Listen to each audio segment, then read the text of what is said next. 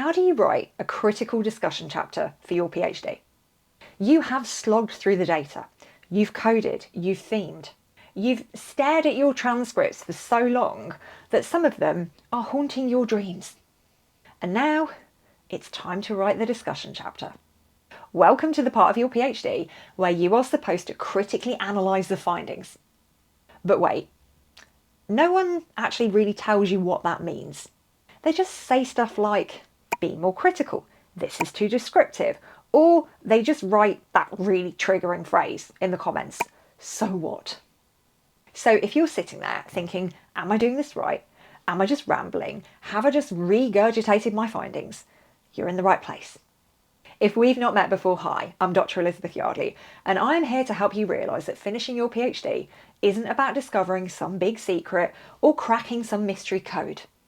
It's a process. It's a series of tiny, slightly chaotic steps. Sometimes forward, occasionally sideways, sometimes backwards, sometimes just standing still and eating snacks. And here on this channel, I am walking with you through the wobbles, through the wins, and everything in between. So, being critical in your PhD discussion chapter. Let's go. Let's begin by getting straight about what the discussion chapter is not. It's not a recap of your findings. It's not a second literature review.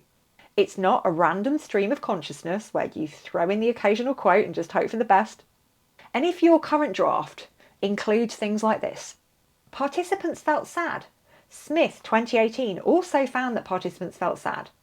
Then we need to talk. That's what it isn't. What is it? The discussion is where you show your reader you've actually thought about your findings. You can connect them to theory, to literature, to the real world context. You're not just describing your data, you are making sense of it. You're considering it in the context of what you already know about this topic and what other people have already researched in and around this topic. So you are essentially taking a step back and going, okay, here is what my study brings to the party. So when it comes to your data, you're not just dropping quotes in like confetti. You're telling us what it all means, why it matters, how it links back to your research questions, where it sits in the wider field, and what it adds to the existing knowledge. So it's not just about the what, it's about the so what and the now what. Think of it like this. Imagine somebody hands you a box of jigsaw puzzle pieces. The findings are the pieces. The discussion chapter is where you show us what the picture actually is. Now, let's get into the comments on this one. Are you currently working on your discussion chapter? How are you getting on with it? What are you confused about? If you've just completed it, if it's all finished and saved as final version 27C, share your wisdom about the process of completing that discussion chapter. What you have got to share is so valuable for people who are just about to get started or who are in the messy middle of their discussion chapters. So get in those comments.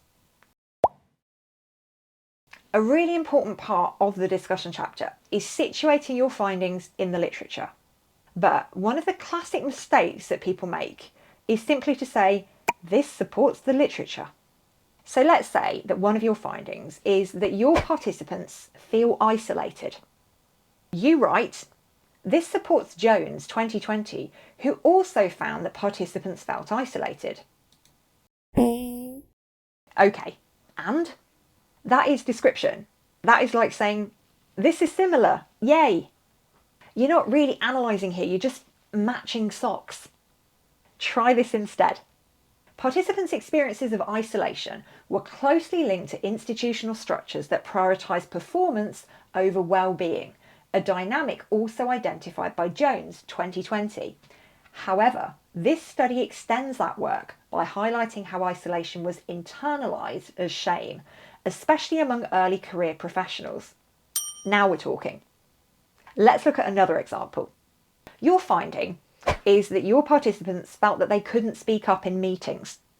So you might write, this supports Patel 2019, who also found that participants felt unable to speak up. Okay, well, so what? Again, that is just pointing out a similarity. No depth, no analysis, no insight. You're just lining up a quote there. Try this instead. Participants described remaining silent in meetings despite having relevant input, a pattern Patel 2019 also observed. However, while Patel attributed this to a lack of confidence, this study suggests a deeper issue. Participants feared professional retaliation for challenging dominant voices, especially in hierarchically rigid workplaces. This reframed silence not as a personal shortcoming, but as a strategic form of self-protection. We're not just saying what happened, we're saying why it happened, how it differs from existing research, and what that means going forward. And that kind of commentary is what turns a discussion chapter from just meh to actually, that is really impressive. What does critical analysis actually look like? Here's what your discussion chapter should be doing. Now, you don't have to do all of this in one paragraph or one sentence, but you should be hitting all of these things across the chapter. Linking your findings to existing research, highlighting where they confirm or challenge that research, explaining why those confirmations or contradictions actually matter, using theory to interpret what you found, considering context, nuance and limitations, reflecting on what it all means for practice, for policy, for future research, and showing an awareness of your own role in the research. So consider, are you just describing what your participants said, or are you interpreting why they said it and what that might mean?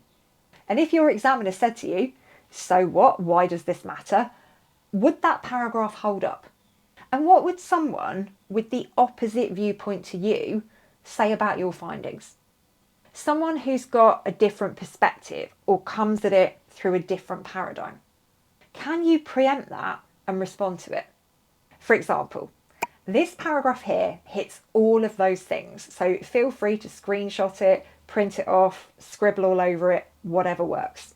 Essentially, what we've got going on here is a paragraph that links to the literature, engages theory, adds something new, acknowledges limitations, reflects on positionality, suggests those real-world implications, and most importantly, it would not crumble if an examiner asked, so what? One of the easiest ways to improve your discussion chapter is to use this rhythm. Zoom in, look at a specific point, quote or theme in detail.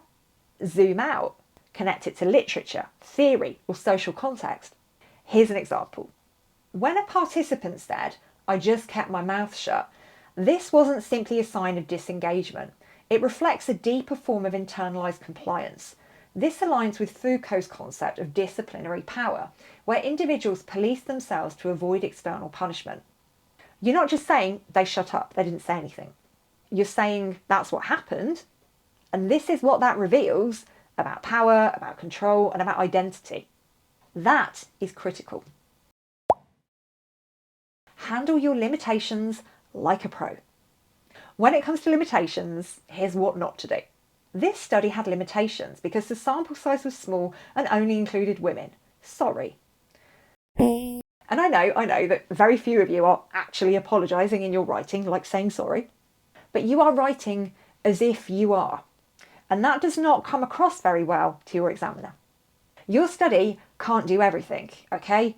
And you don't need to apologise for that. You just need to say, here is where the boundaries are around my study, and here's how future studies could expand upon what I've done. You might write something like this instead.